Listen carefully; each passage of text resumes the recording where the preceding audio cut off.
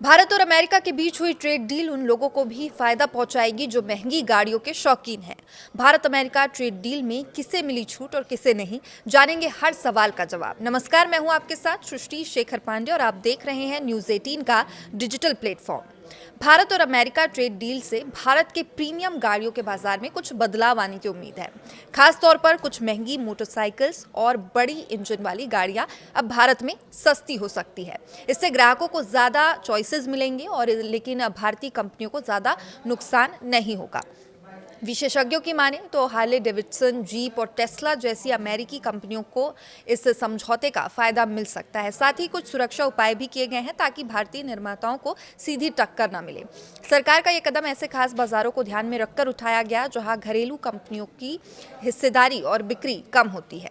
Harley Davidson की 800 CC से 1600 CC तक की पूरी तरह से ये बनी हुई बाइक्स अब बिना किसी ड्यूटी के भारत आ सकेगी। ये एक ऐसी छूट है जिसकी मांग अमेरिका पहले भी कर चुका है, लेकिन अब उसे सफलता नहीं मिली थी। तब उसे सफलता नहीं मिली थी और अब मिली है। 800 सीसी से ज़्यादा इंजन वाली महंगी हार्ले डेविडसन मोटरसाइकिल्स को जो अभी करीब 44% इंपोर्ट ड्यूटी जिसमें लगती है, वो अब अंतरिम समझौते के तहत खत्म हो जाएगी।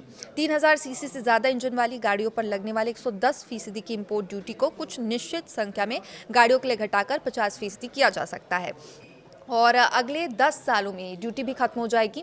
इससे टेस्ला और जीप जैसी कंपनियों को भी फायदा हो सकता है और खासकर तब जब फोर्ड और जनरल मोटर्स जैसी कंपनियां भारत में आ चुकी है। इंडस्ट्री से जुड़े कुछ बड़े लोगों का कहना है कि भारतीय निर्माताओं पर इसका ज़्यादा असर नहीं पड़ेगा। ऐसा इसलिए क्योंकि भारतीय कंपनियां इन बड़ी इंजन वाली गाड़ियों के बाजार में ज़्यादा सक्रिय नहीं है और इनकी बिक्री भी बहुत कम होती है।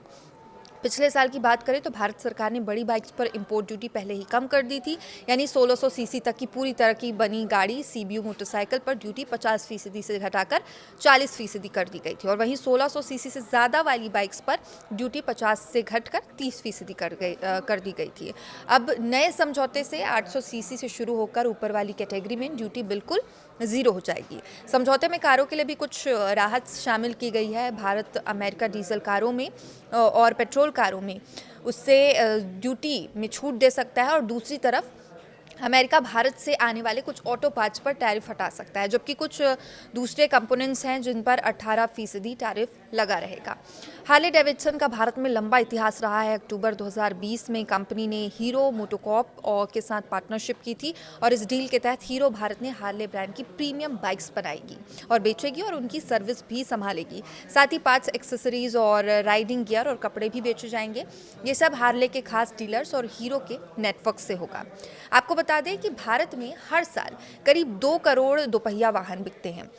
इनमें से जो महंगी मोटरसाइकिल है वो बहुत कम बिकती है। ज़्यादातर लोग 110 सीसी से 250 सीसी तक इंजन वाली आम मोटरसाइकिल खरीदते हैं और हार्ले डेविडसन ने खुद पिछले वित्त वर्ष के पहले 9 महीनों में 800 सीसी से 1600 सीसी रेंज की सिर्फ 187 पूरी तरह से इंपोर्ट हुई मोटरसाइकिल बेची है और इससे ये पता चलता है कि ये बाज़ार कितना छोटा है।